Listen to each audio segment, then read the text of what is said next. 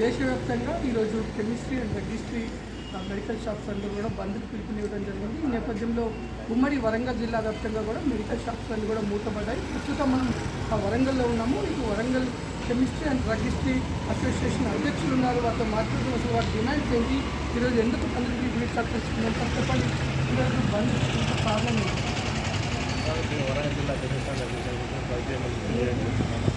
మా all India organisation of chemistry పనిచేసే భారతదేశ వ్యాప్తంగా ఒకరోజు భోజన బంద్ నిర్వహించడం జరుగుతుంది. మా ప్రత్యేక డిమాండ్ ఏంటంటే జిఎస్టీఆర్ నంబర్ 817-2008 బాబత్ ఉపసంహరించుకోవాలని ప్రభుత్వానికి నివేదికలు ఇవ్వడం జరిగింది. ఇది డ్రాఫ్ట్ పూర్వకంగా ఉన్న బిల్లు మాత్రమే, బిల్లు పూర్వకంగా అమలు కాలేదు. దీనివల్ల ఆన్లైన్లో మందులు విచ్చలవిడిగా తెచ్చి అమ్మడం వల్ల ప్రజలకు ప్రాణహాని జరుగుతుంది. ఎందుకు ప్రాణహాని జరుగుతుందంటే ఈరోజు మనం చాలా ఆన్లైన్లో చూసాము. ఏఐలో ప్రిస్క్రిప్షన్ జనరేట్ చేసుకొని డాక్టర్ దగ్గర కాకుండా ఏఐలో ప్రిస్క్రిప్షన్ చేసుకొని అప్లోడ్ చేసి భక్తి మందులు, అబార్షన్ కిట్లు ఇవన్నీ తెచ్చుకొని యువత అంతా తప్పుదారి పడుతుంది. దాంట్లో మన పిల్లలు ఉండొచ్చు, మా పిల్లలు ఉండొచ్చు, అందరి పిల్లలు ఉండొచ్చు. కాబట్టి ప్రజారోగ్య పరిరక్షణలో భాగంగా దాన్ని మనం వ్యతిరేకిస్తున్నాం. అందులో భాగంగా ఇంకొకటి ఏంటి అంటే మాకు కూడా చిన్న చిన్న వ్యాపారస్తులకు కూడా దానివల్ల మాకు నష్టం జరుగుతుంది. ఇంకో విషయం ఏంటంటే డ్రగ్స్ ప్రైస్ కంట్రోల్ ఆర్డర్ ప్రకారం మాకు మార్జిన్ అనేది schedule category 16, non schedule category 20% fix చేయబడ్డది. అయినప్పటికీ ఆన్లైన్ ప్లాట్ఫామ్లో 20-25 డిస్కౌంట్ ఇస్తున్నారు. కాబట్టి ఇవి నకిలీ మందులు కావచ్చు అని మా యొక్క సందేహం వ్యక్తమవుతుంది. ఈ ప్రభుత్వానికి ఎన్నిసార్లు విన్నవించిన దీనిన స్పందన లేదు. ఇంతకుముందు కూడా 2023లో హల్లోబోలో కార్యక్రమం నిర్వహించడం, గవర్నమెంట్ ఒక్కరోజు ముందు పిలిచి విరమించుకోండి, జిఎస్టీఆర్ సమీక్షించాలని చెప్పడం జరిగింది. అది నెరవేరకపోవడం వల్ల ఈరోజు మేము రద్దు చేస్తున్నాం.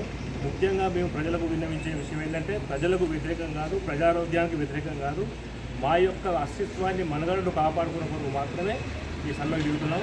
ఎవరికైనా అత్యవసర మందులు కావాల్సినప్పుడు మా నంబర్కు తెలియపరిచినట్లయితే మేము ఎక్కడున్నా అత్యవసర మందులు తప్పనిసరి వాళ్ళకి అందజేసేందుకు సిద్ధంగా ఉన్నాం. అంటే మనం చూసుకుంటే మార్కెట్ కార్పొరేట్ కంపెనీలు కూడా యొక్క రిటైల్ వ్యాపారంలో ఉన్నాయి. దానివల్ల కూడా కొంత మార్కెట్లో ఇబ్బందులు ఎదురవుతున్నాయి అంటున్నారు. వాటిపైన మీరు ఏ విధంగా ముందుకు ప్రభుత్వానికి ఏం చెప్తున్నారు? అదే విషయం గురించి ఏదైతే వస్తున్నామో ఈరోజు కార్పొరేట్ షాపుల వాళ్ళు ఇంకా డిస్కౌంట్ ఆశలు చూడదు. ఎగ్జాంపుల్ అపోలో మెడికల్ ద్వారా మనం ప్రత్యక్షంగా చూస్తున్నాము. అపోలోలో మాత్రం అలాంటి డిస్కౌంట్ లేదు. మెడికల్లో విచ్చలవిడి డిస్కౌంట్ అనేది 80-50% అనే డిస్కౌంట్ పెడుతున్నారు. 80-50%, 50-8% డిస్కౌంట్ పెట్టేసి తీరా అక్కడ పోయే వరకు మా మెడికల్ వల్ల మీదే 50-8% అని చెప్తున్నారు. వాస్తవంగా వాళ్ళు పెట్టే బోర్డు ప్రకారం అన్ని మందుల మీద 50-8% ఇస్తే ప్రజలకు న్యాయం చేసిన వాళ్ళు అవుతారు. అది ఏ విధంగా వస్తుందో మాకు ఎందుకు రావట్లేదో మేము ప్రభుత్వం అడగలుగుతాం. కానీ వాళ్ళు బ్లఫ్ చేసి మోసపూరిత ప్రకటనల ద్వారా ఈ విధంగా చేస్తున్నారు. కాబట్టి ఏదైతే అపోలో మెడికల్ అధిక డిస్కౌంట్ మీద కూడా ప్రభుత్వం తక్షణమే చర్య తీసుకొని ప్రభుత్వం నిర్దేశించిన ధరల కంటే ఎక్కువ డిస్కౌంట్ ఏ విధంగా ఇస్తాను అని దాని మీద చర్య తీసుకోవాల్సిందిగా మేము ప్రభుత్వానికి విజ్ఞప్తి చేస్తున్నాం. మీరు చెప్పండి, ఇప్పటికీ ఆన్లైన్లో పుట్టగొడుగులాగా మందులు అమ్ముతున్నారు. ముఖ్యంగా అవి దాంట్లో బ్రాండెడ్ కాకుండా నకిలీలు ఎక్కువ వస్తున్నాయని అంటున్నారు. కాబట్టి భారీగా డిస్కౌంట్ ఇస్తున్నారు. ప్రజా ఆరోగ్యానికి ప్రమాదం అని చెప్తున్నారు. దానిపైన మీరు ప్రభుత్వాన్ని మీరు ఏం డిమాండ్ చేద్దాం? ఈరోజు బంధు వ్యాపార ప్రయోజనాల కోసమే కాదు, దేశవ్యాప్తంగా లక్షలాది మంది వ్యాపారస్తులు, చిన్న వ్యాపారస్తులు, షాపులు, పల్లెటూళ్ళలో, ఎక్కడ సిటీలలో, గల్లీలో వ్యాపారస్తులకు ఎందుకడికే ప్రశ్నార్థకమైంది. దేనివల్ల అంటే ఆన్లైన్లో 50%, 60% దేనివల్ల ఇస్తున్నారు. ఇక్కడ ఈ చిన్న మెడికల్ షాప్లకు ఎందుకు రావట్లేదు? దాని గురించి మా పోరాటం. విచ్చలవిడిగా ఆన్లైన్లో అమ్ముతున్నారు.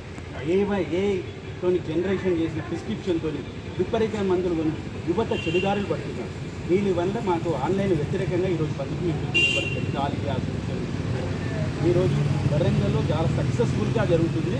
ఏదైనా ఎమర్జెన్సీ డ్రగ్స్ ఉంటే మేమందరము అసోసియేషన్ ప్రతినిధులము అందరము అందుబాటులో ఉన్నాము. వారికి ఎప్పుడైనా ఏ అవసరం వచ్చినా మాకు కాల్ చేస్తే మా డిఏ గారికి చెప్తే మాకు కాల్ చేస్తున్నారు, మేము ఇవ్వడం జరుగుతుంది.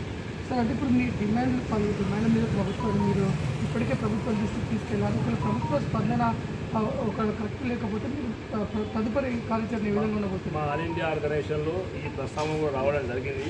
ఈ ఒక్కరోజు జ్యోతిర్మతుడి ప్రభుత్వానికి ఎలాంటి నిరసన తెలియకపోగా వాళ్ళు పట్టించుకున్నట్లయితే మీరు ఇండిపెండెన్స్ రైతు కూడా ముందుకు పోయినందుకు వచ్చే ఆల్ ఇండియా కార్యవర్గ సమావేశంలో తిరుపతిలో జరుగుతుంది. నెక్స్ట్ జూలైలో తిరుపతిలో జాతీయ కార్యవర్గ సమావేశం జరుగుతుంది.